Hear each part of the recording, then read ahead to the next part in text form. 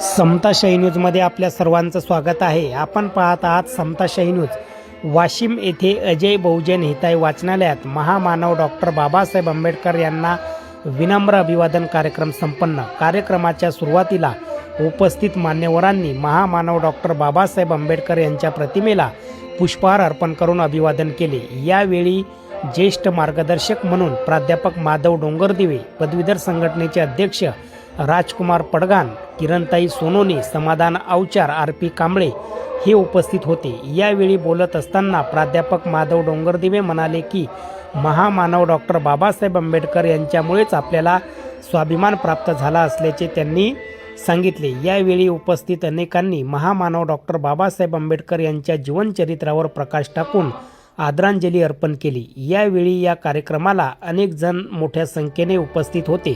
समताशाही news, Washim.